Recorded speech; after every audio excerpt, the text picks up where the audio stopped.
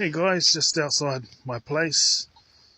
I've decided, because I'm heading out for a walk, not a huge one, because I walked down to the park and then I walked around the whole thing and then shot some hoops, got my 25 hoops in, and then walked back and then had a workout session at home. So I'm not going for a big walk. I just like the stillness and chillness in here. Obviously, I like walking around in daytime too. Like, come on, but it's just something. It's not as common that I do this. So, I've been thinking about a lot of things. I think that this channel will probably actually still go on after 5 years, but I just won't be giving you life updates. It'll just be a very, very here and there thing, because my spirituality never went away, but it seems to be the forefront of my conversation now. I mean, I was always watching stuff on TV and all that, and Tyrion Bell says that, I had a spiritual awakening. Well,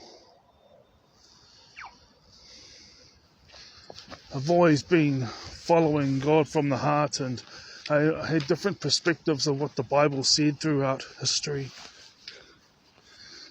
of my life. And I studied missionaries, like I had God's Generals, the missionaries, God's Generals, the revivalists, and I had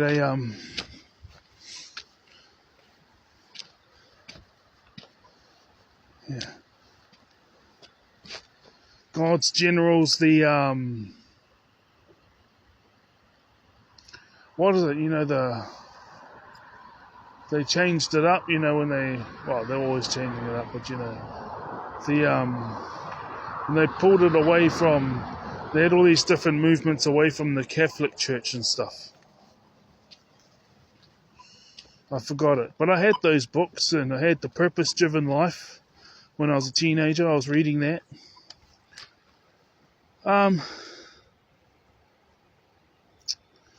So, yes, I think it's just going to be just not giving away all my personal information and stuff. Also, clearly, it's a hard thing to accept this, but once you accept it, But everyone's the hero in their own story. If someone has these traumas, and their trauma is the exact opposite of your trauma, what you think is best and what your inner child and inner teenager or whatever age it was when you went through the trauma, in a young adult, someone in the mid-20s,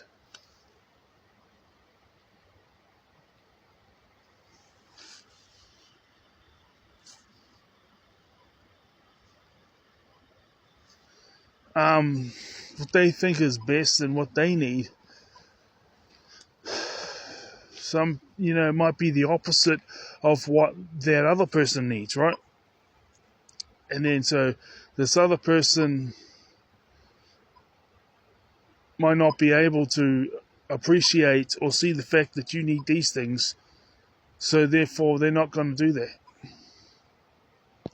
And then, of course, you respond that way because that's how they've responded to you. And I wouldn't call that reactive abuse. I call that standing up for yourself. And, this person's awesome when they have some acceptance of what you need is the exact opposite of what they need, so that is acceptance. Like, their needs are not the same as yours because the trauma they went through was totally different. So therefore, the fact that they still are not going out of their way to ruin your life because your needs are different and you're going about things in a different way to get those needs met. If they're not going out of their way to ruin your life, and they have some level of respect, or at the very least just not ruin your life, they're not a bad person. And you don't need to stand up against them, but you do need to stand up against those who are trying to make your life hard, or trying to make it so that you don't get those needs met. Just because other people are just gone on their own way because their needs are not the same, because their trauma is not the same, it does not mean that, it doesn't mean that they're a horrible person. You know, I've known this for many years, but it's been a while since I decided to really pick up that way of thinking like I have within the past few months, because I had that attitude, but it wasn't being reciprocated. It was like, okay, well, and it's like,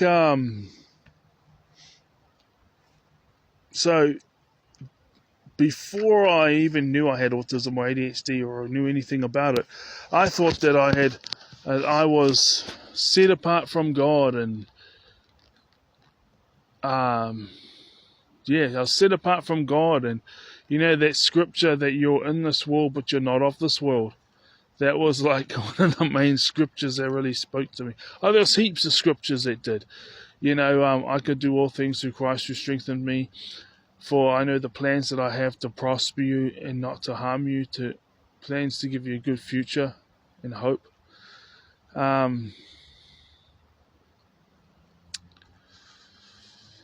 There's that, and then it was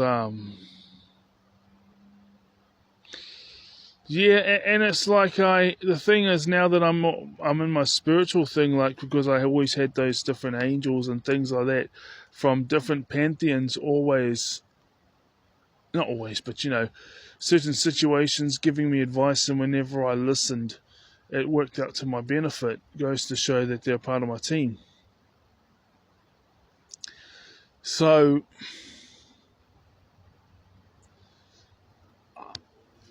I used to think I was set aside by God. That's why I was in this world but not of this world. That's the kind of thing that happens if you're born and raised in a Christian church and you don't know that you have ADHD and autism, and you're a child, teenager, young adult. I even wrote a song called Honesty and recorded it on YouTube. Search up, was it Lyrical Radical singing Honesty, because that was my MC name way back in the day. And it's either that or Daniel Mohi singing Honesty. So yeah, sometimes I check up on those channels that used to talk about me, but they barely ever do now. But I hadn't checked up Terry and Bell for a number of months, and then I just started to in the past couple of days, and I thought someone was speaking to me about something she said about, if someone's running their mouth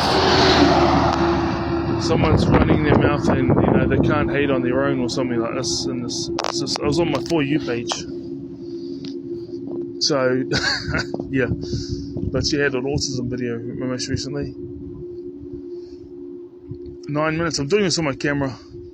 So I always had strong spirituality and all that type of thing before I knew anything about my autism or my ADHD, and I was always studying up and looking into my Scottish and Irish and Māori history, and obviously all of that is very intertwined with the English, so you know what I mean. It's at the same, but so it turns out I have that DNA as well. So on to the next one. I'll talk about the other things I wanted to talk about.